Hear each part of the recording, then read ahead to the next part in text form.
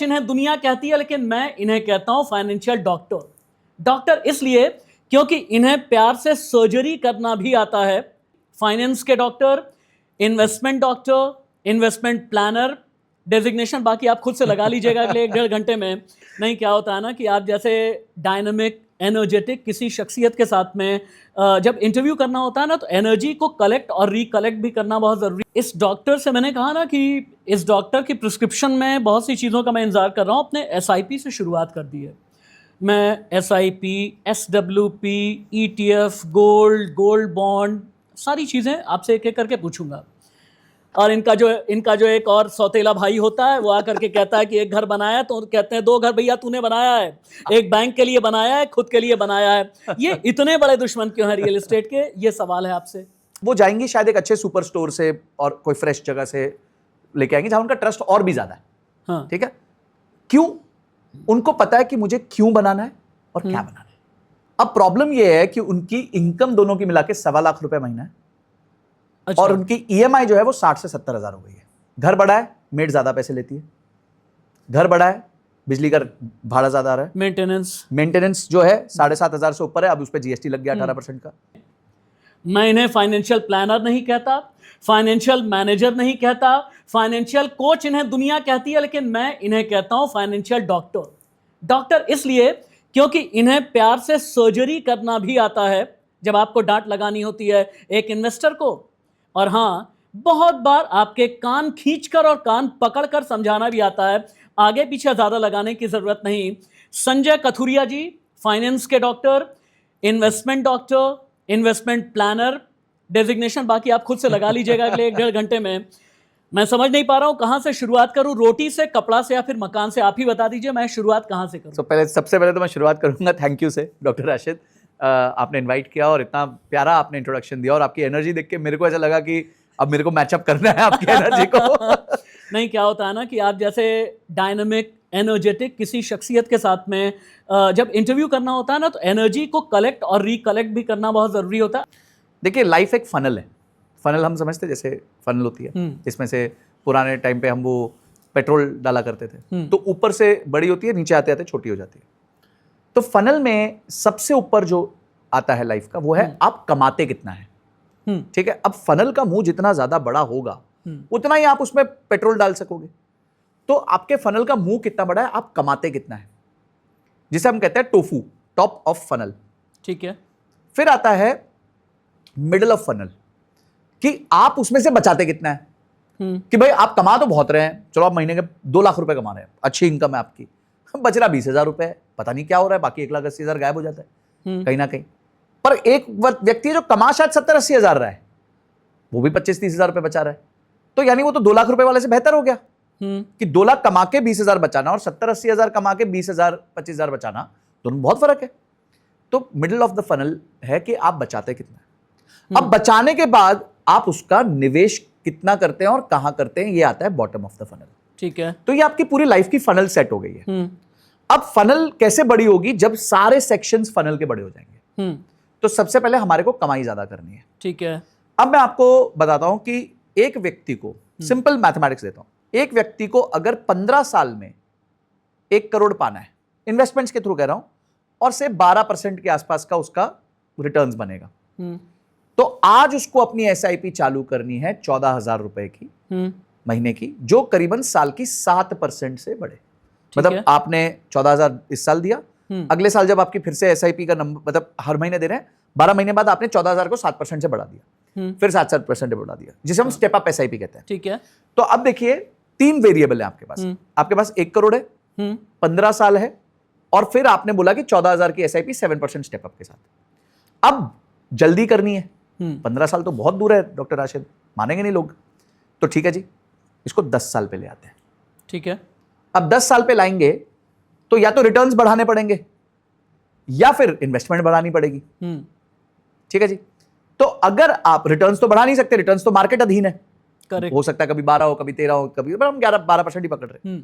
तो यही 15 साल को अगर आपको 10 साल करना है, तो आपकी स्टार्टिंग SIP बन जाती है 34,000 रुपीज। ओके। ठीक है। ठीक है। अब डॉक्टर राशिद, नहीं मजा नहीं आया, 10 साल भी नहीं, 7 साल बनना है मेरे को, ठीक है। तो अगर आप ये अवधि को 10 से 7 करते हैं, हाँ, तो आपकी SIP बन जाती है 54,000 रुपीज, जिसको आपको साल भर साल 7% बढ़ाते रहना है। ठीक है। अब आप देखिए 15 साल में 14,000, ठीक है, 10 साल में 34,000 और 7 साल में 54,000। सिंपल इक्वेशन याद होगी, ठीक। 20-20 हजार बढ़ गए हर सिचुएशन में।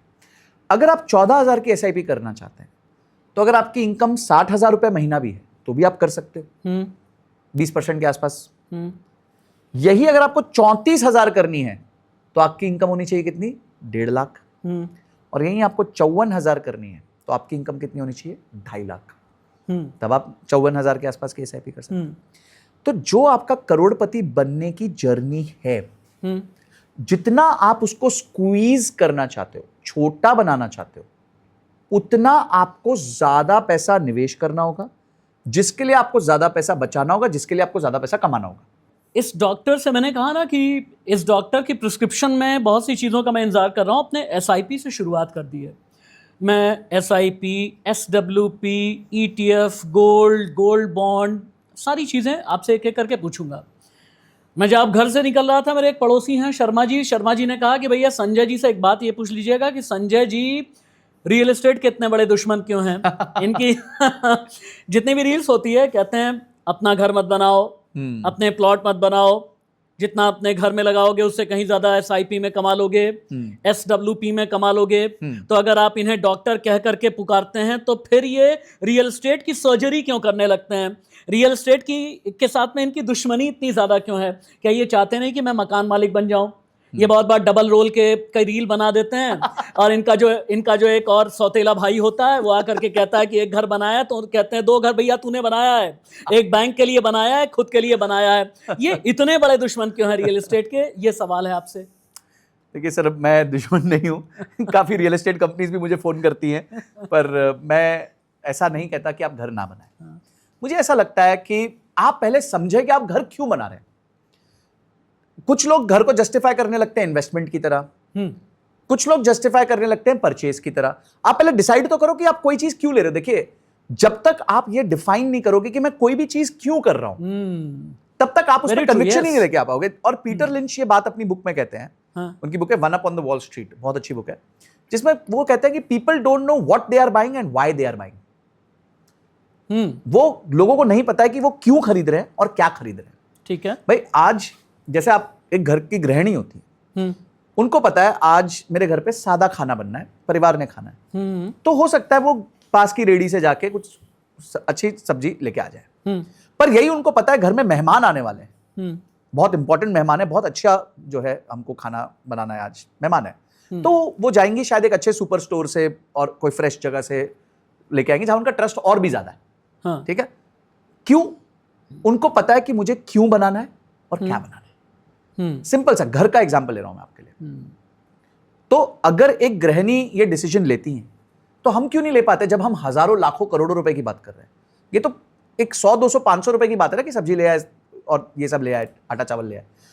आप समझिए, जो लोग घर लेते हैं उनका गोल डिफाइंड नहीं होता। अब इसका मैं आपको बहुत अच्छा लाइव एग्जांपल देता हूं। अब क्या है कि लाइफ में ना, क्योंकि अब मैं सोशल मीडिया पर, तो मेरे को बहुत सारे मैसेजेस, लोग अपने इमोशंस सब कुछ शेयर करते हैं। एक बार एक मेरा बहुत लॉन्ग फॉरगॉटन फ्रेंड अचानक से देखा उसने, थोड़ा सोशल मीडिया पे हाइप मिल गई तो फ़ोन किया उसने, मतलब संजय कैसा है, क्या है, बहुत टाइम हमने बचपन में पढ़ाई करी थी साथ में। तो उसकी सिस्टर एंड उसके ब्रदर इन लॉ, मतलब अभी उनके बहन की शादी हुई, तो बोलते यार मेरी बहन है ना, तेरी बहुत बड़ी फ़ैन है, तो तुझसे मिलना चाहती है। मतलब आ जाओ, लेट्स हैव डिनर टुगेदर, एक बार बैठते हैं। तो सिस्टर भी आई, ब्रदर इन लॉ भी आए, हम लोग बैठे घर पर पे खाना खा रहे थे।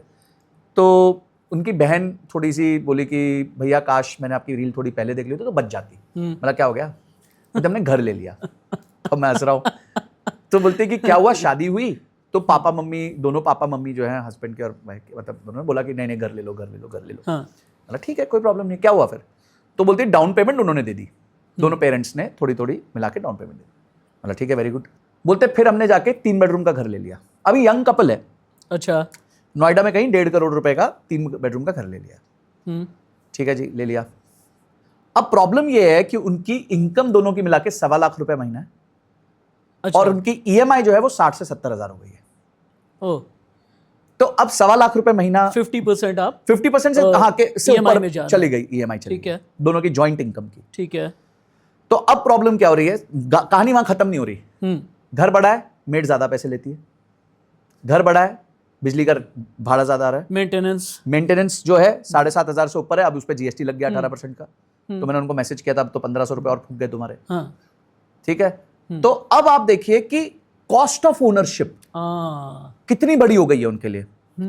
अब वो जो कपल जिसने शादी करी, ठीक है, उनका पहला दूसरा साल कैसे जाना चाहिए, अच्छे से घूमने फिरने में, मजे करने में जाना चाहिए था। अब वो क्या कर रहे हैं, ये स्ट्रेस में जी रहे हैं पूरा टाइम कि यार कुछ हो ना जाए नौकरी को, क्योंकि 50% 55% तो जो है हमारे को रेंट। यानी जितने लोग भी ये इस तरह की सोच बनाए बैठे हैं, याद रखें नए कपल के लिए संजय जी ये चाहते हैं कि 2 साल हनीमून के बीते हैं और और जरा से भी बीच में रिश्तों में कांटा नहीं आना चाहिए। इसी वजह से फाइनेंशियल प्लानिंग आपकी ठीक होनी चाहिए। मेरी मम्मी का एक सवाल है भाई, मेरी माँ बुजुर्ग सी सोना बटोरने में बहुत लगी रहती हैं। उन्होंने कहा बेटा एक काम करना, संजय बेटा से एक बात पूछना। उन्होंने आपको बहुत ब्लेसिंग्स भी दी हैं। Thank you so much. और उन्होंने कहा संजय बेटा से एक चीज़ पूछना कि वो सोने का, गोल्ड का इतना बड़ा दुश्मन क्यों है। जब बात होती है सोने की ज्वेलरी खरीदने की, तो वो अपने ही वर्चुअल भाई को ये कहता है तू खरीद करके लाया है, तेरी एक्विजिशन कॉस्ट है, तेरी लॉकर की कॉस्ट है, तेरा जीएसटी है, तेरा टैक्स है, तेरा ये है, तेरा वो है।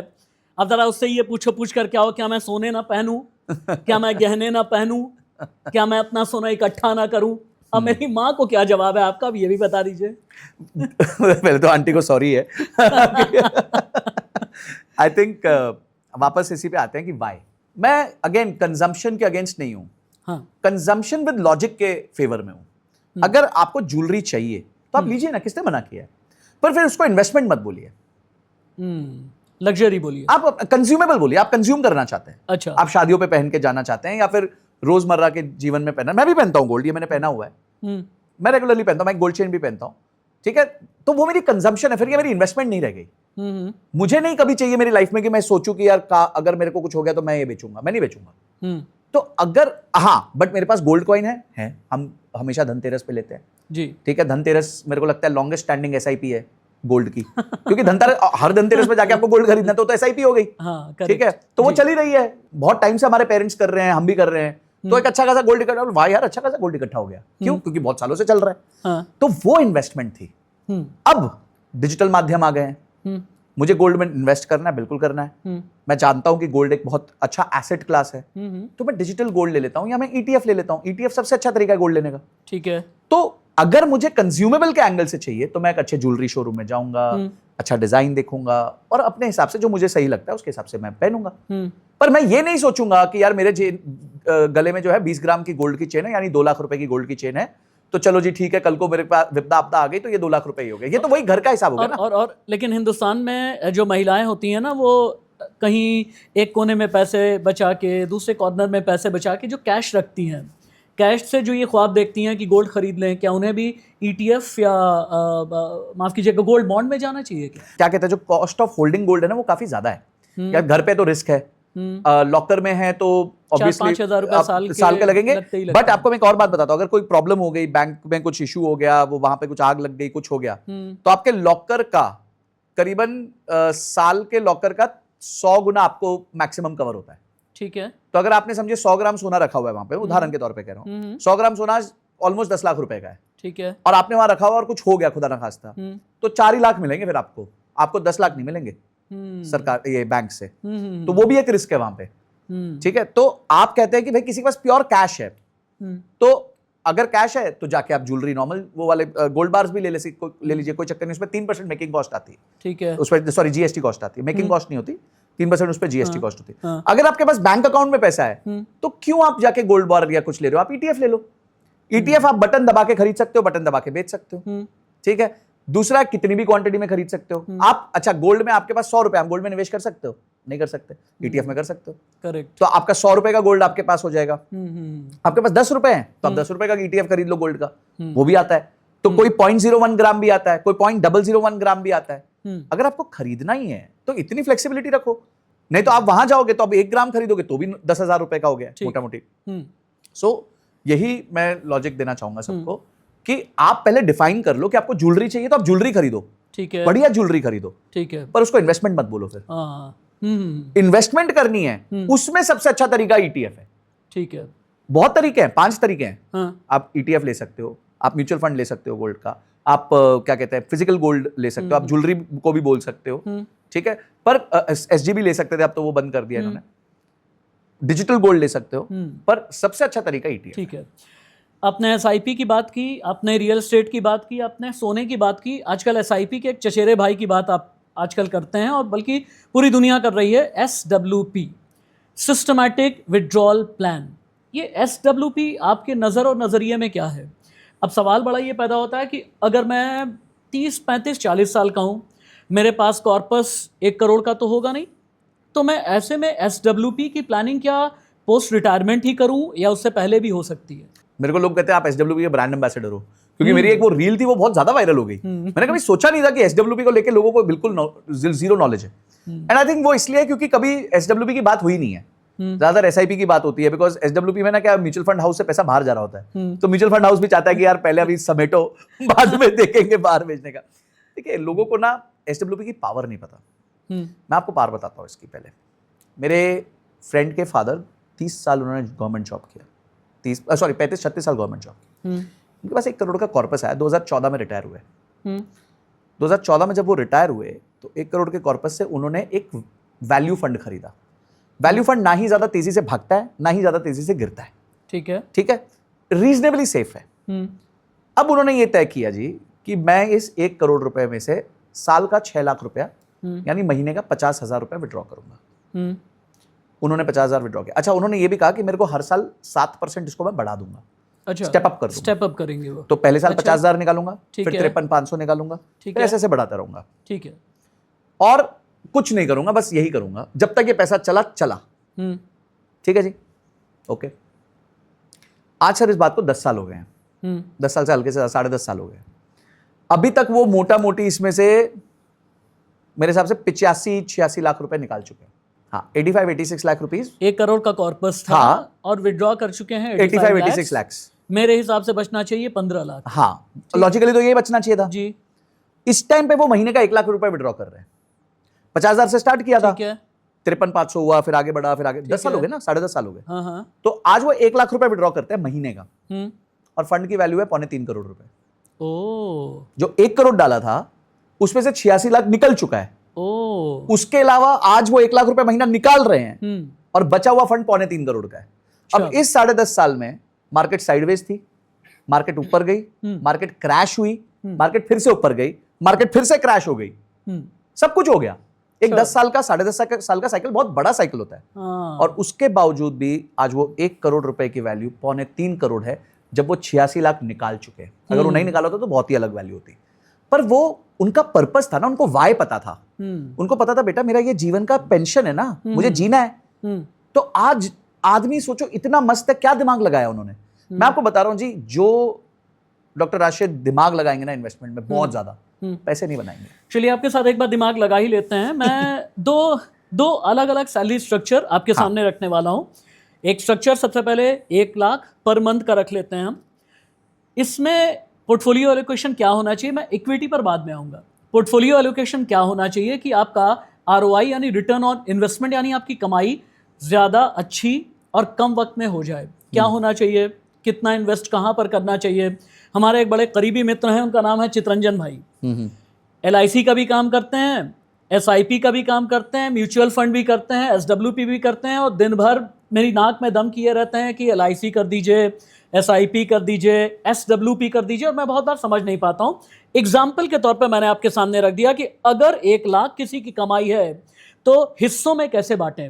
अंग्रेजी में कहते हैं पोर्टफोलियो एलोकेशन, लेकिन मैं सिंप्लीफाई करके आपसे पूछ रहा हूँ हिस्से कितने बंटने चाहिए। आपने हिस्सों की बात की जी, हिस्से मतलब पोर्शन हो गया जी। आप जब खाना खाते हैं तो आपकी थाली में सिर्फ दाल होती नहीं, सब्जी भी होती है, सब्जी होती है, रोटी होती है, चावल होता है, मिठाई होती है, अचार होता है, दही होती है, सैलेड होता है, सब कुछ होता है। हाँ। एक होलसम मील होती है। इसी तरह इन्वेस्टमेंट एक होलसम मील है। आपको एलोकेशन करना है अपने गोल के हिसाब से। ठीक है। लोग कुछ मुझसे हमेशा आके पूछते हैं, tell me the best mutual fund. मतलब नहीं, क्वेश्चन ये नहीं होना चाहिए, क्वेश्चन होना चाहिए which is the right mutual fund. हम बेस्ट के पीछे भाग रहे हैं, हमें राइट चाहिए। ठीक है, बेस्ट कुछ नहीं है, बेस्ट हर क्वार्टर बदल जाता है। एक क्वार्टर जो बेस्ट है वो 75% चांस है कि अगले क्वार्टर में बेस्ट नहीं रहेगा। ठीक है। तो अगर आप ऐसे ही करते रहोगे, तो मेरे क्लाइंट थे, उनके पास 54 म्यूचुअल फंड थे। मतलब ये क्या कर दिया, जू बना दिया आपने। जू में जाते हो ना, तो यहाँ पे बंदर भी दिख जाता है, हिरन भी दिख जाता है, कुत्ता भी दिख जाता है, भालू भी दिख जाता है। मतलब ये क्या जू बना दिया भाई? क्योंकि हर क्वार्टर जाते थे, जो टॉप परफॉर्मिंग म्यूचुअल फंड होता था वो खरीद लेते थे। अच्छा। ना देखा उसका पर्पस क्या है, क्या कर रहा है, क्या उसकी स्ट्रेटजी है, कौन सा इंडेक्स फंड है, कौन सा हाइब्रिड फंड है, कौन सा, कुछ नहीं, जो चल रहा है जी बटन दबा दिया। ऐसे नहीं होता, आपको गोल बनाना पड़ता है। गोल्स होते हैं लाइफ के। आप पैसे, आपको पैसे क्यों चाहिए होते हैं? लाइफ के गोल्स के लिए चाहिए होते हैं। करेक्ट। गोल क्या होता है? किसी की शादी होनी है, किसी ने घर खरीदना है, गाड़ी खरीदनी है, बच्चों की एजुकेशन होती है, हेल्थ होती है, या फिर रिटायरमेंट एंड फाइनली रिटायरमेंट होती है जी। एक बड़े 7-8 गोल है लाइफ के। एक आदमी 50-60 साल जो उसके वर्किंग करियर होता है, समझो 22 से काम करना चालू कर रहा है और 50 तक काम करना चाहता है, 30 साल काम करना चाहता है, तो 30 साल में उसको एक 7-8 बड़े गोल्स होते हैं उसके लाइफ के। और 30वें साल का गोल होता है, यार सब कुछ हो गया, अब पैक करो, अब मेरी SWB चालू कर दो। ठीक है कि भाई ठीक है, मैंने एक कॉर्पस अपने लिए भी बना लिया, तो अब वो कॉर्पस से मुझे अब जिंदगी भर पैसे मिलते रहे, ऐसा सिचुएशन हो जाए, बाकी मन मस्ती का काम करूंगा, जो भी है वो करूंगा। ठीक है। तो आप है ना लाइफ के गोल्स लिखो सबसे पहले। ठीक है। 3 साल बाद जी मुझे गाड़ी चाहिए, 6 साल बाद जी मुझे घर चाहिए, 10 साल बाद जी मुझे फॉर एग्जाम्पल शादी करनी है। आप यंग हैं अभी, 20-22 साल के। ओके, उसके बाद आपको लगता है जी उनके 15 साल 18 साल बाद मेरे बच्चों के लिए पैसे चाहिए, वो आप बाद में भी प्लान कर सकते हो। और एक पर्टिकुलर एज में आके आप अपना बोल सकते हो कि मेरे को रिटायरमेंट चाहिए। ठीक है। आप ये करो, उनके हिसाब से पैसा एलोकेट कर दो। अब प्रॉब्लम क्या है? अब प्रॉब्लम एक और है। किसी ने बोला कि भाई 3 साल में गाड़ी चाहिए 10 लाख की, तो एक काम करते हैं, वो वाला म्यूचुअल फंड पकड़ते हैं जिसने सबसे ज्यादा रिटर्न दिया है। हाँ। वो कौन सा है जी? स्मॉल कैप है। हाँ। तो क्वांट का स्मॉल कैप है फॉर एग्जाम्पल। हाँ। आपने पैसा डाल दिया, आपने डाला पैसा सितंबर 2024 में, जब मार्केट ऐसे गिरने चालू हुई। ठीक है, आप बड़े खुश हो, क्वांट ने तो पिछले 3 साल में भाई साहब 40% साल का रिटर्न दिया है। हाँ। अब आप पोर्टफोलियो देख रहे हो, 40% डाउन हो गया यार ये तो, या 30% डाउन हो गया, ये क्या हो गया? हाँ। तो जब गोल की अवधि छोटी होती है ना, तो आपको रिस्क नहीं लेना होता। आपको फिक्स्ड एसेट्स में, जैसे कि FD हो गया, बॉन्ड्स हो गए। आजकल लोग कॉर्पोरेट बॉन्ड्स को नहीं फोकस करते। मैं तो कह रहा हूं कॉर्पोरेट बॉन्ड्स इतना अच्छा तरीका है पैसा बनाने का। अच्छा, इतना अच्छा तरीका है जिसका हिसाब नहीं है। FD से ज्यादा ब्याज मिलता है, पैसे 2 साल 3 साल में घूम के आ जाते हैं, रेटिंग हुई होती है कंपनी की। रिस्क है, मैं नहीं कह रहा रिस्क नहीं है, जीरो रिस्क वाले इंस्ट्रूमेंट नहीं है, पर FD से 3-3, 4-4, 5-5% तक ज्यादा मिलता है। आपने एक थाली का जिक्र किया अभी आपने कहा थाली में दाल भी है, चावल भी है, सब्जी भी है, सैलेड भी है, चटनी भी है। पिछले 1 साल में इस थाली में एक रसगुल्ला था और ये रसगुल्ला हरी मिर्च में तब्दील हो गया। वो है शेयर मार्केट। भाई पहले तो शेयर मार्केट को सितंबर 2024 ने मारा, बीच में उठने की कोशिश की, रसगुल्ले ने मीठा होने की कोशिश की, तो हमारे ट्रंप आ गए। ट्रंप ने टैरिफ का कांटा ऐसा लगाया कि बाजार की सांस फूलने लगी, और बाजार की सांस सिर्फ हिंदुस्तान में नहीं बल्कि पूरी दुनिया में फूलने लगी। अब समझ में नहीं आ रहा शेयर बाजार में रहें, टिकें, अगर नहीं आए हैं तो एंटर करें या फिर ना करें, निकल जाएं, लॉन्ग टर्म इन्वेस्टमेंट की प्लानिंग के साथ में हम रहें, पुराना रिकॉर्ड देखें, पुराने रिकॉर्ड के हिसाब से प्लान करें, इस मिर्च को थाली में रखें या निकाल दें। अच्छा, मेरे को लगता है रसगुल्ला हरी मिर्च नहीं लाल मिर्च बना था। इतनी बुरी तरह मिर्ची उससे लगाई और लाल लाल कलर दिया सबको। देखिए मैं वापस आता हूँ, मार्केट्स जो है ना जी, वो किसी के कंट्रोल में नहीं है।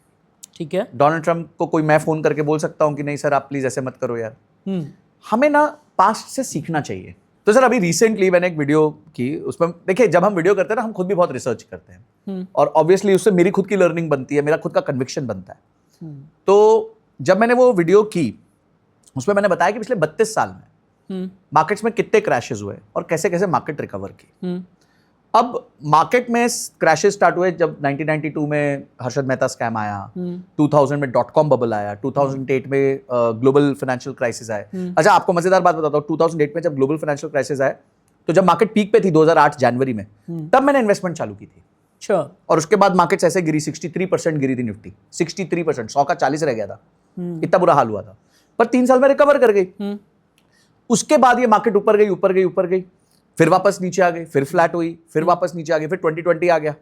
2020 के कोविड में मार्केट 37% गिरी। करेक्ट जी। और वो रिकवर करने में 9 महीने लगे उसको। फिर 2022 में वो पुतिन और उनकी वॉर हो गई, रशिया की और यूक्रेन की, फिर मार्केट 16-18% गिर गई, फिर वो रिकवर कर गई, फिर अब ये वापस नया क्रैश आया। अब इसमें पूरा डेटा को समझते हैं।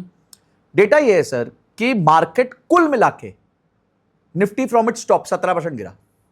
अच्छा, हाई हाई हो गई, त्रासदी हो गई, पीछे तो देखो कितना कितना गिरा है, 63%, ठीक है, 37%, ये अभी गिरा है 17%। हाँ। अपने बॉटम पॉइंट पे आया करीबन 21,800 के आसपास। उसके बाद यूटर्न मार के आज 23,500 के आसपास चला गया। अभी from the top to today's point Nifty is only down by 10%। Okay, पर अब आप देखिए अब क्या हुआ, इस टाइम पे लोगों ने अपनी एसआईपी बंद कर दी, सिप स्टॉपेज रेशियो जिसे कहते हैं हम, वो हिस्टोरिकल हाई पे चले गए हैं। अगर 100 लोग नए एसआईपी चालू कर रहे हैं तो 128 लोग एसआईपी बंद कर रहे हैं। अरे तुम पैसे कैसे बनाओगे भाई? मार्केट में रहोगे नहीं तो पैसे कम कैसे बनाओगे? बॉटम पे कैसे खरीदोगे जब एसआईपी नहीं होगी तुम्हारी? करेक्ट। अब लोग रोने लग गए, मेरे को फोन आया, अरे सर आप मैं तो मिस कर गया सर, मैं तो सोचा था मैं खरीदूंगा जब 21,000 हो जाएगा। मतलब तूने तो 22,000 पे भी सोचा था, तो 22,000 पे क्यों नहीं खरीदा? बोला नहीं तब लगा सर और गिरेगा। यार हमारा काम नहीं है ये सब, हम इकोनॉमिस्ट है क्या? और मुझे एक अमीर इकोनॉमिस्ट बता दो जिसने मार्केट से पैसा बनाया हो। तो एसआईपी के लिए मेरा पेशेंस कितने साल का होना चाहिए? 8 साल, 10 साल, 12 साल, कितना पेशेंस होना चाहिए? सर मैं आपको एक उदाहरण देता हूँ। हाँ। 1995 जनवरी में, और ये कोई मार्केटिंग नहीं है, मैं एक उदाहरण के तौर पे 1995 जनवरी में एक फंड आया था, HDFC फ्लेक्सी कैप फंड। कोई भी फंड आता है 10 रुपए का आता है। आज उस फंड को 30 साल हो गए, 30 इयर्स। आपको पता है वो फंड कितने का है? ऐसे गेस, एनी गेस कितना? 10 रुपए वाला कितने का हो गया होगा? शायद 200, 200-250, 2000 का हो गया। ओ, 2000 का। हमारे साथ क्या होता है सर, जब जो जमीन की बात करता है ना, वो कहता है मेरी जमीन 10 गुना हो गई। बिल्कुल ऐसे बात करता है। जी जी जी। वो ये नहीं बताता कितने साल में हुई, 10 साल में हुई, 20 साल में हुई, 30 साल में हुई, कितने साल में हुई। पर जब म्यूचुअल फंड की बात होती है तो उसकी CAGR बताई जाती है या IRR बताई जाती है। करेक्ट जी। Which is 12%, 14%, 15%। पर एक फंड 10 रुपए का 2000 रुपए हो गया, which is 19% per annum return. और इसका मैजिक बताता हूं, इसमें 10,000 रुपए की SIP 30 साल तक आपके 36 लाख रुपए लगे होते, जिसकी वैल्यू होती 22 करोड़ रुपए। ओ, ये पावर है कंपाउंडिंग की। आदमी प्लॉट लेता है, 30 साल इंतजार करने को तैयार है। हाँ, बिल्कुल है। FD करता है, 10 साल इंतजार करने को तैयार है। हाँ। पर SIP लेता है, उसको 18 महीने के अंदर रिटर्न चाहिए, 6 महीने के अंदर चाहिए। जबकि आप ये देखें कि अगर प्लॉट आपको लेना है तो आपको एक साथ में 1 करोड़ लगाने हैं और SIP में सिस्टमैटिक तरीके से आपको लगाना है। लेकिन मार्केट में 2 जुए हैं। हाँ, एक जुआ है, मैं एक एक करके दोनों जुए पर भी आपसे बात करूंगा। एक जुआ है फ्यूचर एंड ऑप्शंस, जिसे लेकर के बल्कि सेबी भी बार बार अलर्ट करती है कि फ्यूचर एंड ऑप्शंस की कमाई क्या होती है और कितने लोग टिकते हैं और कितने लोग बिखर करके रह जाते हैं। एक जुआ फ्यूचर एंड ऑप्शंस के नाम पर खेला जाता है और एक जुआ आजकल और खेला जा रहा है क्रिप्टो के नाम पर। क्रिप्टो की बात बाद में होगी, लेकिन ये फ्यूचर एंड ऑप्शंस आपके नज़र में क्या है? फ्यूचर एंड ऑप्शंस लोगों को बर्बाद कैसे कर दे रहा है? मार्केट को जो जुआ समझ करके आ रहे हैं, बहुत से लोग इंट्राडे को भी जुए की तरह लेकर के चलते हैं। अपने सामने पूरा पैनल ओपन किया, ऐप में देखा, सारे वो जो लकीरें होती हैं ना, लाल लकीर और क्या क्या वो डॉट्स और सारी चीज़ें चल रही होती हैं। हाँ, कैंडल्स, करेक्ट। ये कैंडल्स देख रहे होते हैं, निहार रहे होते हैं और तुरंत कहते हैं अभी अंदर एंट्री करनी है, एग्जिट कर जाना है, एंट्री करनी है, एग्जिट कर जाना है, और जुए की तरह लेकर के चल रहे होते हैं। By the end of the day अपने लाखों रुपए बर्बाद कर देते हैं। इनके लिए जो अलार्मिंग साइन है, इनके लिए आपका मैसेज क्या है? पहले तो इस मार्केट को अगर आप जुए की तरह खेलोगे तो ये मार्केट फिर आपके साथ जुआ ही खेलेगी। और ये याद रखना, you can't win against the house. ये दुनिया का और जुए का नियम है। यस, सारे कसिनो बिजनेसेस इसी नियम पे चलते हैं कि you can't win against the house. तो अगर आप ये सोच रहे हो कि आप हाउस के अगेंस्ट बेट करोगे और आप जीत जाओगे तो आप मिस्टेकन हो। ठीक है। दूसरा, स्कैल्पिंग कहा जाता है, जो आप वर्ड यूज कर रहे थे ना, अंदर घुसे बाहर निकले, अंदर घुसे। स्कैल्पिंग में ट्रांजैक्शन कॉस्ट इतनी ज्यादा है कि आपके पैसे बनाने के चांसेस नेक्स्ट टू नामुमकिन है। अच्छा, ये देखा गया है कि 93% ट्रेडर्स पैसे नहीं बनाते हैं और जो 7% ट्रेडर बनाते हैं उसमें से मात्र 1% ट्रेडर्स है हाँ। जो साल का 1 लाख रुपए से ऊपर बनाता है। और यहाँ एक आम आदमी बच्चा 22-23 साल का सोचता है कि मैं कुछ ऐसा सीख जाऊं कि महीने का 50,000 इधर से कमा सकूं, दिन का 3,000 कमा सकूं। ये दिहाड़ी मजदूर वाली जो सोच है ना, दिहाड़ी मजदूर क्या सोचता है कि दिन के 500 रुपए बन जाए। ठीक है, तो एक ट्रेडर क्या है, वो भी तो दिहाड़ी मजदूर है। दिहाड़ी मजदूर क्या सोचता है कि मैं आज सौदा करूं, कोई ट्रेड लूं, कोई फटाफट स्कैल्प खरीद करूं, कोई ऑप्शंस खरीदूं, कोई कॉल खरीदूं, कोई पुट खरीदूं, और जी मुझे ओवरनाइट बस 5 मिनट के अंदर मेरा सौदा कटे और मुझे पैसे बन जाए। तो तुम तो दिहाड़ी मजदूरी कर रहे हो ना। अच्छा, होता क्या है सर, लोगों को ना इसका साइकोलॉजिकल इंपैक्ट नहीं पता।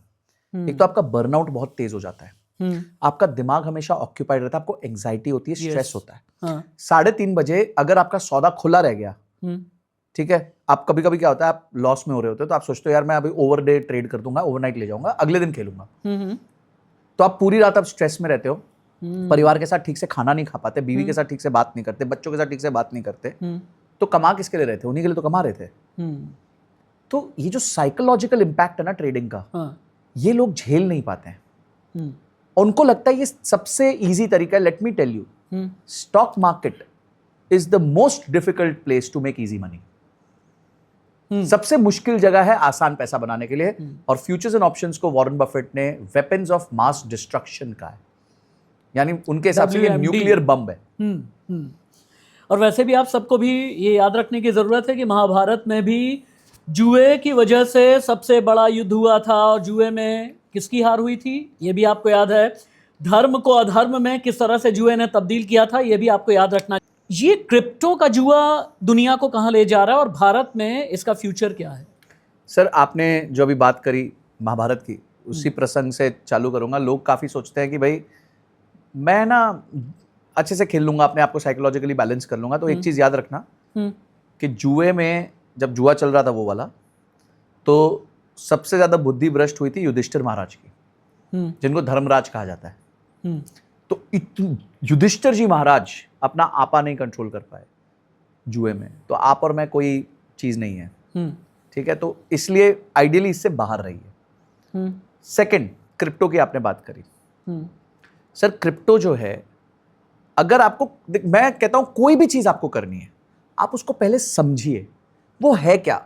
वॉरेन बफेट और बिल गेट्स सालों साल एक दूसरे के साथ चेस खेलते थे, पर वॉरेन बफेट ने कभी उनके कंपनी में पैसा निवेश नहीं किया। वो कहते मेरे को तेरा बिजनेस नहीं समझ आता भाई, दोस्ती अपनी जगह है, पर तेरा काम समझ नहीं आ रहा, तू पैसे कैसे बना रहा है, तो नहीं समझ आया। इसका मतलब ये नहीं है कि बिल गेट्स गलत थे, इसका मतलब ये कि वॉरेन बफेट को नहीं समझ आया। आपको हर अपॉर्चुनिटी नहीं लेनी है भाई। हर अपॉर्चुनिटी आपके सामने आती है तो नहीं नहीं ये भी करते हैं, और नहीं ये भी करते हैं, चल प्लॉट भी ले लेते हैं, चल एक काम करते हैं, सोडा भी ले लेते हैं, चल एक काम करते। अरे सोचो तो सही, क्या आपके लिए उपयोगी है? वाई और व्हाट, पहले वाई आता है फिर व्हाट आता है। क्रिप्टो में अगर आपको पैसा बनाना है तो पहले सीखो क्रिप्टो होता क्या है, ट्रेडिंग होती कैसे। वॉलेटाइल एसेट क्लास है, सारे पैसे मत घुसेड़ दो वहां पे।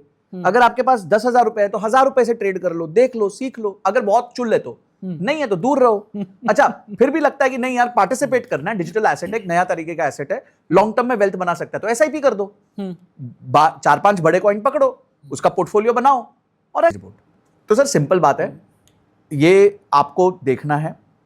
हम इसको कहते हैं कि जंगल में सुंदर लड़की चुड़ैल होती है। इसका मतलब है कि अगर आपके पास कोई ऐसी अपॉर्चुनिटी आ रही है जो आपको लगता है वाह यार इससे तो मैं अरबपति बन जाऊंगा, तो भाई वो गलत अपॉर्चुनिटी है। इस जंगल में, इन्वेस्टमेंट के जंगल में एक और चुड़ैल है और उस चुड़ैल का नाम है टैक्स। अब मैंने कहा ना, एक मेरे शर्मा जी पड़ोस के और एक वर्मा जी बड़े एक्साइटेड थे जब ये पता चला कि आपका इंटरव्यू, हालांकि वो आने भी वाले थे लेकिन अलग अलग कई कुछ एंगेजमेंट्स की वजह से नहीं आ सके। तो उन्होंने कहा कि संजय जी से आपको ये पूछना चाहिए कि हमारे घर में एक शेर हमेशा पढ़ा जाता है, जितनी तनख्वाह उतने खर्चे, यही हैं आज घर घर के चर्चे। एक दूसरा ये कि सुबह सो करके उठने से लेकर के भैया रात में सोने तक हम टैक्स देते हैं। हम पहले टैक्स बचाएं, सैलरी में से अपनी ज़रूरत की चीज़ें पूरी करें, उसके बाद ही तो हम इन्वेस्टमेंट करेंगे ना भाई। टैक्स से हम पहले पार पाएंगे तभी उसके बाद हम इन्वेस्टमेंट करेंगे। इसका बैलेंस कैसे किया जाए फिर? देखिए सर, टैक्स तो नेसेसरी इविल है, उसका आप कोई कुछ नहीं कर सकता। हाँ, जो भी विकल्प है मार्केट्स में, आप मैक्सिमम उन्हीं से ऑप्टिमाइज जो कर सकते हो वो कर सकते हो, पर उससे आप देखिए, अब मैं तो हमेशा लोगों को कहता हूँ कि यार ऊपर वाले से ये प्रे करो कि आप जितना ज्यादा टैक्स दे सको उतना अच्छा, यानी कि आप कमा ही रहे होगे ना, तभी तो टैक्स दे रहे हो। तो टैक्स को मुझे लगता है कि ऑप्टिमाइज करने से, हाई हाई करने से बहुत मतलब फायदा नहीं है। वो एक बार हमारे यहाँ कोई आया, बोलता है कि सर वो ना मेरी तनख्वाह इससे ज्यादा मत बढ़ाना। मतलब क्यों? तो ऐसे टैक्स देना पड़ जाएगा। मतलब इसमें रोने की क्या बात है यार? आज तुम्हारी तनख्वाह बढ़ेगी और बढ़ेगी और बढ़ेगी, हम भी लंबा चौड़ा टैक्स देते हैं, तो देना ही पड़ेगा। वो तो उसके पास, आपके पास विकल्प नहीं है। या तो फिर उन देशों में चले जाओ जहां नहीं देना पड़ेगा, वहां कॉस्ट ऑफ लिविंग बहुत ज्यादा है, तो या तो अपना स्तर इतना ऊंचा कर दो। तो माय पॉइंट है सर, इन सबको ऑप्टिमाइज करके कोई फायदा नहीं है, इस पर क्रिब करके कोई फायदा नहीं है। आपको टैक्स देना है मतलब देना है।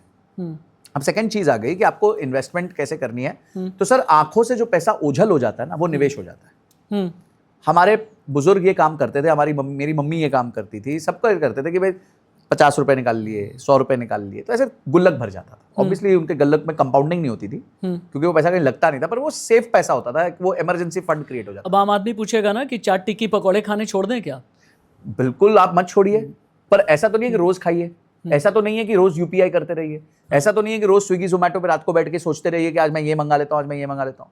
ऐसा तो नहीं है कि क्विक कॉमर्स को इतना ज्यादा यूज कर लीजिए कि आप पैसे नहीं बचा पाए। नहीं तो पुराने जमाने में आप सब लिखते थे कि भाई 20 चीजें हैं, और आप एक मल्टी स्टोर में जाते थे जहां पे बुधवार को डिस्काउंट लगता था और डिस्काउंट से उठा के लाते थे, फिर भी आपका महीना चल रहा था और आप उस टाइम 1000, 2000, 3000 की इंक्रीमेंटल सेविंग कर पाते थे। आज आपको क्विक कॉमर्स ने घेर लिया है। उसके अलावा अगर आपके पास आईफोन है तो क्विक कॉमर्स वैसे ही आपसे 20% ज्यादा चार्ज कर लेता है। तो आप भी तो समझिए ना यार कि आपको कब तक। मैं एक बंदे से मिला, वो कहता है सर मेरा यूपीआई का खर्चा 8000 का है। मैं गलत बोल रहे हो बेटा, यूपीआई माध्यम है पैसा देने का, खर्चा बताओ किस में हो रहा है, कुछ नहीं पता। अब आपका जेब से 8000 रुपए साफ हो रहे हैं सर। आप सोचिए हमारे जेब से जब 8000 साफ होते तो वॉलेट खोल के देना पड़ता था कि भाई ये लो 500 रुपए वापस करो, तो पता होता था कि वॉलेट हल्का हो रहा है। पहले 4 नोट थे, अब 2 रह गए और कच्चे नोट छोटे वाले आ गए। तो आपको यह समझना पड़ेगा कि जो भी आप कर रहे हो आपको उतना नियंत्रण में तो करना ही पड़ेगा ताकि आप निवेश कर सको। मेरे एक रिश्तेदार हैं, वो मल्टी लेवल मार्केटिंग में बड़े ठगे गए हैं बेचारे। 20-25 सालों में मल्टी लेवल मार्केटिंग के नाम पर जितने स्कैम हुए, या फिर मल्टी लेवल मार्केटिंग के नाम पर जितने हार्ड अर्न मनी का नुकसान लोगों का हुआ। अब मैंने उनसे ये कहा कि आप लोग ऐसा करते ही क्यों हैं? अच्छा ये भी बताओ आपको संजय जी कि अच्छे खासे पढ़े लिखे लोग हैं, अवेयर हैं, और एजुकेशन भी इस लेवल की है कि अपना फैसला बहुत अच्छे से करना जानते हैं। मैंने कहा किया क्यों? उनका कहना था कि सपना एक ही दिखाया गया, और वो सपना था 2-4 शब्दों का। 2 शब्द थे फाइनेंशियल फ्रीडम और 2 शब्द थे फाइनेंशियली इंडिपेंडेंट। इन 4 शब्दों ने ही हमारी लुटिया पूरी तरह से डुबो दी। मैंने कहा इन्वेस्टमेंट कर लेते, एसआईपी कर लेते, एसआईपी के बाद में एसडब्ल्यूपी का प्लान कर लेते, रिटायरमेंट प्लानिंग में बहुत सी चीज़ें हैं वो आप कर लेते। उनका ये कहना था कि सही तरीके से इन्वेस्टमेंट करके हमें फाइनेंशियल इंडिपेंडेंस नहीं मिल सकती, फाइनेंशियल फ्रीडम नहीं मिल सकता। हम सिर्फ 60, 65, 70 साल तक सिर्फ इन्वेस्ट करते रह जाएंगे। क्या ये सही है? इसमें 2 क्वेश्चन है, एक तो एमएलएम है जी, और एक ये फाइनेंशियल फ्रीडम है जी। ओके, तो इसको हम इस तरीके से देखते हैं। सर एमएलएम क्यों चलता है? वो 2 वर्ड्स आपने बताया, फाइनेंशियल फ्रीडम। एमएलएम चलता है क्योंकि लोग चाहते हैं गेट रिच क्विक होना, इसलिए एमएलएम चलता है। ठीक है, आप एमएलएम में गए, आपको वो बताते हैं कि बेटा तेरी दाढ़ी बढ़ने से पहले तेरी गाड़ी आ जाएगी, ऐसे सब स्टेटमेंट्स यूज होते हैं। ठीक है, तो वो उनका तरीका आपको लुभाने का। तो मैं कहता रहा हूं जंगल में सुंदर लड़की चुड़ैल है, आपको चेक, आपको बिलीव नहीं करना ना भाई। देखिए एमएलएम में बहुत अच्छी कंपनीज भी ऑपरेट करती हैं, दुनिया में बहुत अच्छी, देश में भी बहुत अच्छी कंपनीज। एमएलएम एक ऐसी जगह भी है, नेटवर्क मार्केटिंग जिसे कहते हैं, जहां पे आप अपनी पर्सनैलिटी डेवलप भी कर सकते हो, सेल्स भी सीख सकते हो, रिजेक्शन लेना सीख सकते हो, बहुत कुछ सीख सकते हो। It's an institute for personality development. पर वहां लोग जाते क्यों हैं? ओवरनाइट रिच होने। आप जहां भी ओवरनाइट रिच होने जाओगे आप धोखा खा के आओगे। आप कसिनो चले जाओ, अच्छा, धोखा खा के आओगे। आप एफएनओ करो, धोखा खा के आओगे।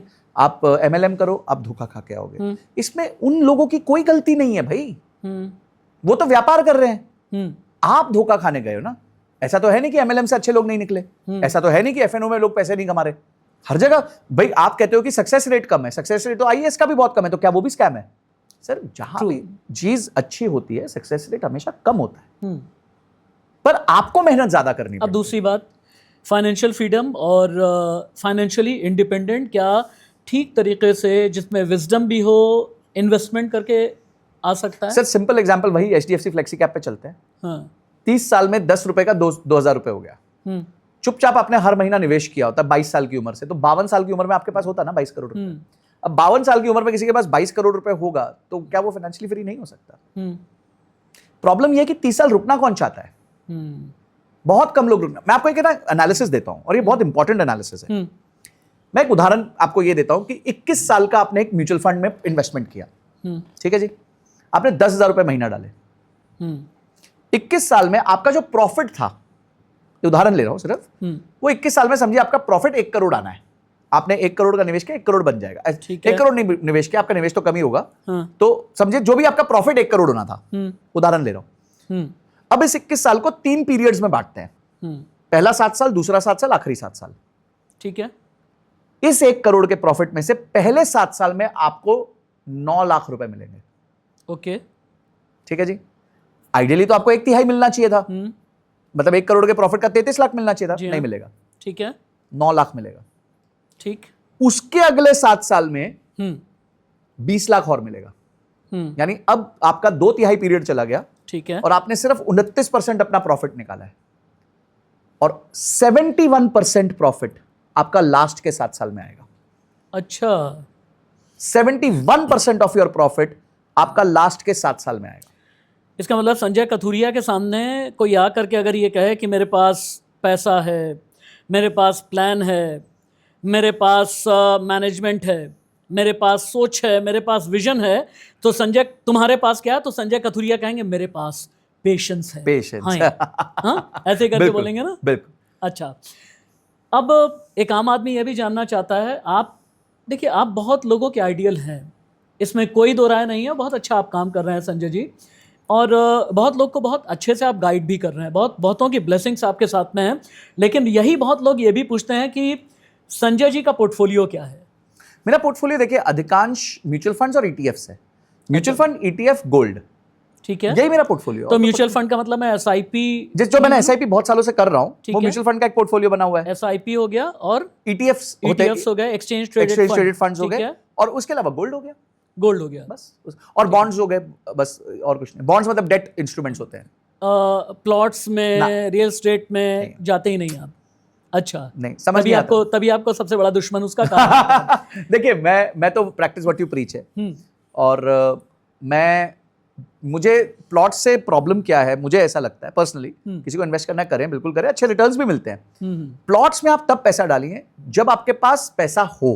कोई भी प्लॉट आज मुझे बताइए ना, भारत में 10 लाख रुपए से नीचे मिलेगा, बहुत मुश्किल है, करोड़ों तक जाता है, तो आपके पास उतना पैसा पहले तो होना चाहिए। बिल्कुल ठीक बात है। सेकंड, आपकी इमीडिएट लिक्विडिटी की नीड नहीं होनी चाहिए। पता चला आपने प्लॉट में पैसा डाला, 1 साल बाद आपको पैसे चाहिए, मिलेगा ही नहीं मिलेंगे, करेक्ट। आपके पास 10 साल 15 साल का व्यू होना चाहिए जी, और वो पैसे की आपको 10-15 साल के लिए जरूरत नहीं होना चाहिए। प्लॉट कब खरीदते थे? जब घर में बेटी जन्म लेती थी, पेरेंट्स बोलते थे इसकी शादी के काम आएगा बेटा, आज प्लॉट लेते हैं, 25 साल बाद खोलेंगे इसको, मतलब 25 साल बाद बेचेंगे। ठीक है, तो ये लॉजिकल बात है कि भाई आज प्लॉट लिया, क्यों? क्योंकि 25 साल बाद डॉटर की शादी करनी है, तो तब मेरे को पैसे चाहिए होंगे, तो प्लॉट आ गया। या फिर घर में बच्चा कोई भी जन्मा है तो कहते भाई हर महीने जाके 1 ग्राम सोना ले लेंगे, तो वो गोल्ड की SIP हो गई। मैं कहता हूं हमसे बेटर हमारे पेरेंट्स, ग्रैंड पेरेंट्स थे, उनके वाई क्लियर था, उनको पता होता था हम कोई भी चीज क्यों कर रहे हैं। आज के जनरेशन को कुछ नहीं पता कि हम क्यों ये कर रहे हैं, और मैं कह रहा हूं सीख लो ना, कोई भी चीज नहीं आती तो सीख लो। ठीक बात, पहले तो बहुत मुश्किल था, आज तो बहुत आसान है। ठीक बात है। हिंदुस्तान ने एक ख्वाब और देखा है पिछले लगभग 1 दशक में, वो ख्वाब है स्टार्टअप का। स्किल इंडिया से फिर स्टार्टअप इंडिया तक का जो सफर है, सफर बुरा नहीं रहा, सफर काफी अच्छा रहा है। लेकिन हाल के दिनों में कुछ ऐसी खबरें आई, कुछ ऐसी तस्वीरें सामने आई, या फिर कुछ ऐसे फाइनेंशियल फ्रॉड सामने आए हैं कि जो नए स्टूडेंट भी स्टार्टअप का सपना देखते हैं वो भी मिसगाइड होने लगे हैं। और मैं नाम बिल्कुल सीधे तौर पर लूँगा, जो ब्लू स्मार्ट का अभी हाल के दिनों में गुरुग्राम का केस आया है। यानी पहले rise, then fall, then fraud, rise, fall, fraud.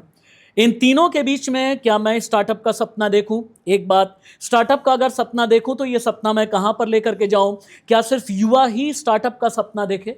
Sir ये बीमारी जो है ना, जहां जो आपने बोला कि पहले स्टार्ट फेल फ्रॉड, वापस आते हैं ह्यूमन नेचर पे।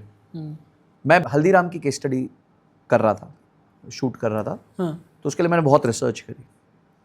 हल्दीराम से बढ़िया तो मेरे को लगता है बिजनेस फूड में, इंडिया नहीं वर्ल्ड वाइड, एक बार तो पेप्सी को धो दिया था इन्होंने स्नैक्स बिजनेस में।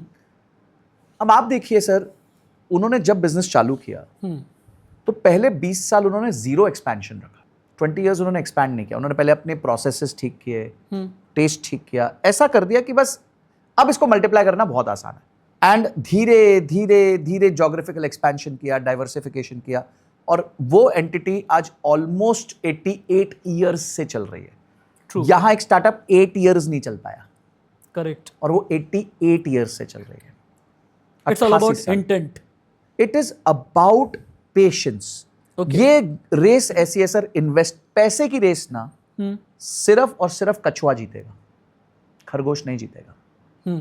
खरगोश कूदेगा, उछलेगा, आगे भागेगा, सो जाएगा, कछुआ प्यार से जीत जाएगा। आप खुद ही देख लीजिए ना, आपने ब्लू स्मार्ट की बात करी, नहीं जीत पाई। यही एक छोटा देसी आदमी जिसको कोई स्ट्रैटेजी का एस नहीं पता था, कहीं से एमबीए नहीं करी थी, कोई लिस्टेड कंपनी नहीं थी, उसने 88 साल में एक $10 बिलियन का बिजनेस खड़ा कर दिया। जब तक आप स्टार्टअप को ये सोचोगे कि it's a money making machine जी, वो प्रॉब्लमैटिक बनी रहेगी। मैं डीमार्ट का एग्जांपल लेता हूँ। डीमार्ट जब चालू हुआ सर, राधा किशन धमानी साहब की कंपनी है वो जी, जब वो चालू करे थे ना, तब भी उनके पास हजारों करोड़ की नेटवर्क थी, पर उन्होंने 100 स्टोर नहीं खोले, उन्होंने एक स्टोर खोला। ट्रू। उस एक स्टोर को 3-4 साल चलाया, उससे सीखा, और उसके प्रॉफिट से दूसरा स्टोर खोला। क्या वो नया स्टोर खुद के पैसे से नहीं खोल सकते थे? उनके पास तो बहुत पैसा था। पहले 8 साल उन्होंने टोटल 37 स्टोर खोले। आज वो साल के 50 स्टोर खोलते हैं, 4 लाख करोड़ की कंपनी है, और रिलायंस रिटेल से ज्यादा अच्छा रिजल्ट देती है। कैसे देती है सर? क्योंकि एक चीज को पहले उन्होंने परफेक्ट किया, फिर मल्टीप्लाई किया। हम पहले कहते हैं पहले आपको आती है आपकी दिशा, फिर आती है दशा, यानी कि पहले डायरेक्शन फिर स्पीड। जो आप बात कर रहे हैं उसका डिजास्ट्रस एग्जांपल बिग बाजार के तौर पर हमारे सामने है। बिल्कुल, क्योंकि उन्होंने एक्सपेंशन भी बिल्कुल आंधी जैसे एक्सपेंशन किया, तूफान जैसे उड़ गए। एक और बात है संजय जी कि हमारा हिंदुस्तान अब अवेयर हो रहा है, अवेयर होने की ग्रेजुअल फेज में है। हम ये नहीं कह सकते कि बिल्कुल अवेयर हो चुका है। डिजिटल बूम आया, इंटरनेट बूम आया, आर्टिफिशियल इंटेलिजेंस आया, उसके बाद ये अवेयरनेस बढ़ने लगी। अवेयरनेस 20 साल 22 साल वालों के लिए बड़ी बहुत अच्छी बात है, लेकिन वही अवेयरनेस 40 साल 45 साल या 50 साल जिनकी उम्र हो गई है उनके लिए भी अब जा करके हिंदुस्तान में अवेयरनेस बढ़ी इन्वेस्टमेंट की। बहुत से लोग ये सोचते हैं कि भाई 40 साल की उम्र हो गई है, SIP में शायद हमने बहुत लेट कर दिया है। क्या कोई उम्र होती है SIP इन्वेस्टमेंट की या फिर म्यूचुअल फंड के मार्केट में एंट्री की? देखिए, मैं वापस इसमें आता हूं कि आपका गोल क्या है। ठीक है, मैं 40 साल का हूं, मेरा गोल रिटायरमेंट है 60 साल में, तो मेरे पास अभी भी तो 20 साल हैं, मैं आराम से पैसे डालूंगा। एक व्यक्ति आता है, वो कहता है मेरी 25 साल उम्र है, पर मेरा गोल है 5 साल में मुझे गाड़ी खरीदनी, तो मैं अभी भी उससे ज्यादा रिस्क ले सकता हूं। रिस्क का उम्र से कोई लेना देना नहीं है, पैसे का डालने का उम्र से कोई लेना देना नहीं है। मैं हमेशा कहता हूं, start from what you have and start from where you are. आप जहां हो और आपके पास जो है उससे शुरुआत कर लो आप, और निवेश करते रहो करते रहो करते रहो करते रहो। कोई लेट नहीं हुआ है जी, 40 की उम्र में भी आप स्टार्ट कर सकते हो। मैं बहुत क्लाइंट्स को डील करता हूं, ये लोग कोई 40 का है, कोई 45 का है, वो अग्रेसिव गोल्स बनाते हैं, अपने हिसाब से इन्वेस्ट करते हैं और खुश रहते हैं। सर, इन्वेस्ट करना एक हैबिट है, उसको डालना पड़ेगा आपको। जब आप इन्वेस्ट करते हो ना, तब आपको लगता है कि यार मेरा पैसा मेरे लिए काम कर रहा है, आप थोड़ा सा आपको ईज आता है लाइफ में, आपको लगता है मैं अपने गोल्स अचीव कर पाऊंगा, आपको एक feeling of sense of security create होती है। तो इन्वेस्ट करना एज अ हैबिट। इसलिए मैं लोगों को कहता हूं, पहली तनख्वाह आई 5,000 की है ना, 500 रुपए की SIP कर दो, हैबिट बनेगी। मैं नहीं कह रहा उससे तुम अरबपति बनने वाले हो, ठीक है, पर मैं कह रहा हूं हैबिट बन जाएगी। हैबिट बनना बहुत जरूरी है सर।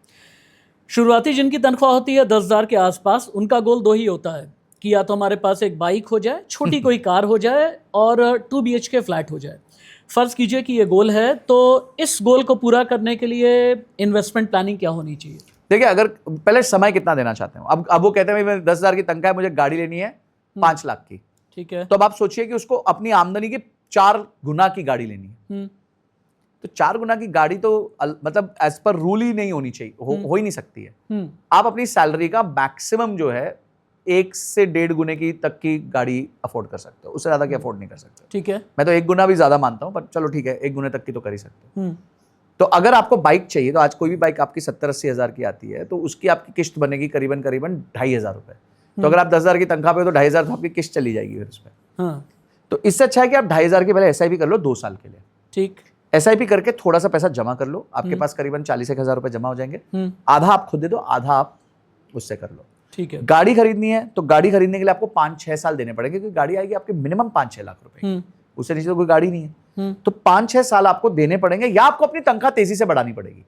देखिए लोग है ना यही फोकस करते रह जाते हैं कि मैं इन्वेस्टमेंट से कैसे पैसे कमाऊं। मैं आपको कहता हूं इन्वेस्टमेंट से ज्यादा आप एक्टिव इनकम पे फोकस करो, कि मैं एक्टिव इनकम से पैसे कैसे कमाऊं ज्यादा, क्या ऐसा स्किल करूं, क्या ऐसी चीज नहीं सीखूं जिससे मुझे पैसे ज्यादा बन जाए।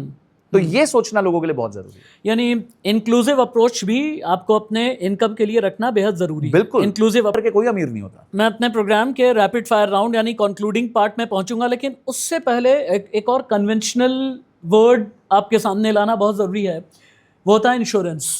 अब इंश्योरेंस में भी कई कैटेगरी है, लाइफ इंश्योरेंस भी है, टर्म इंश्योरेंस भी है, इस तरह के न जाने कितने इंश्योरेंस। और मैं जानता हूं कि आप शायद ये कहेंगे कि आपकी नेसेसिटी क्या है, आपकी ज़रूरत क्या है और आपके गोल्स क्या हैं।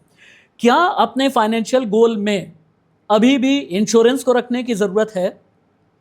मेडिक्लेम को छोड़ देते हैं, ठीक, मेडिक्लेम छोड़ देते हैं, मैं बाकी की बात कर रहा हूँ। मेडिक्लेम मैं तो नेसेसरी ही मानूंगा। हाँ वो तो कंपल्सरी। ओके, तो इसको ना इंश्योरेंस को थोड़ा डिकोड करते हैं। जी देखिए इंश्योरेंस को इंडिया ने समझा भी गलत है और बेचा भी गलत है।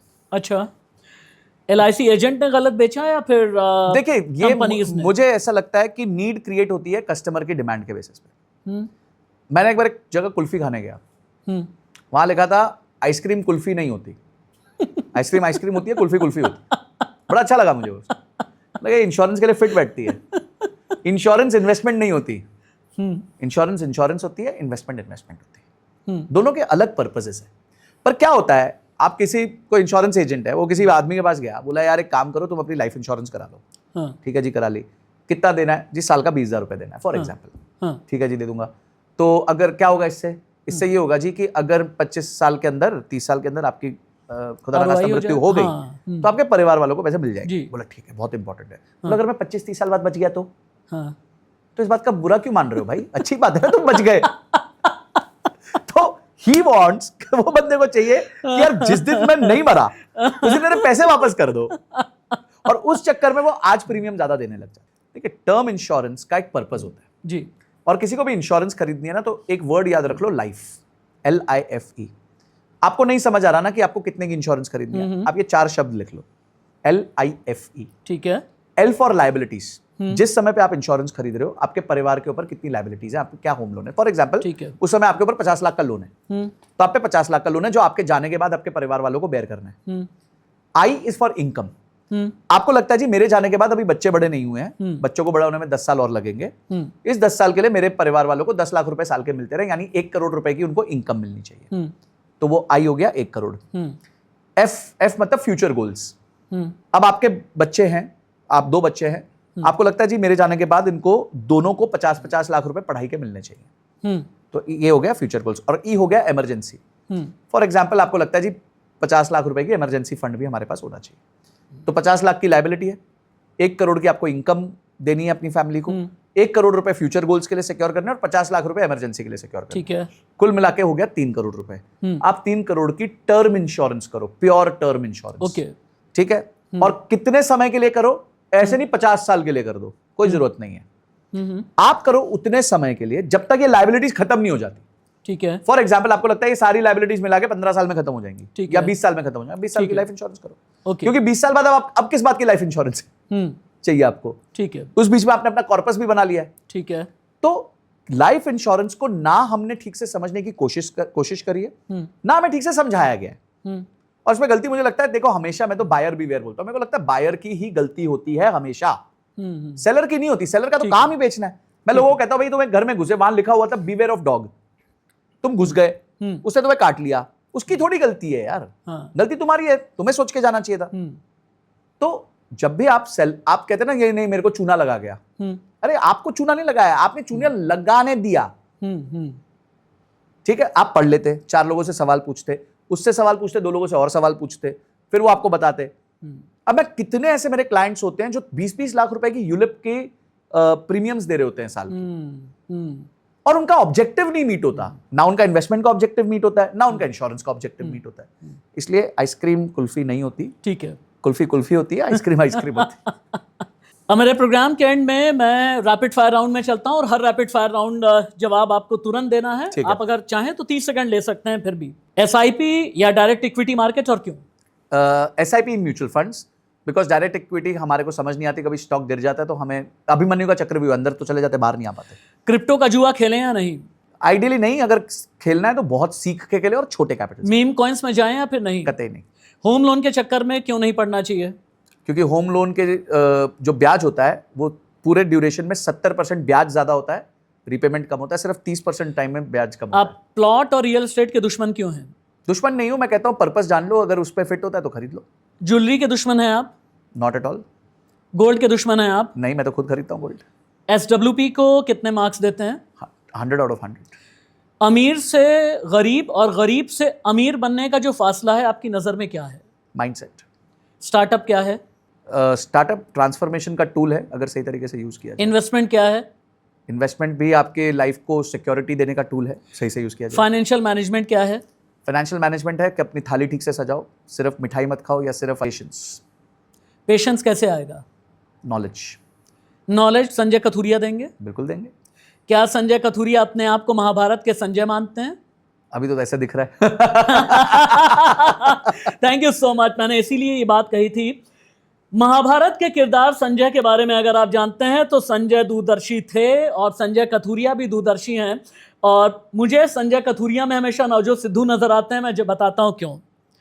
नवजोत सिद्धू क्रिकेट को भी इतना सिंप्लीफाई कर देते हैं संजय जी, वो कहते हैं ना कि चक दे फट्टे नब दे गिल्ली, सुबह जलंधर शाम को दिल्ली।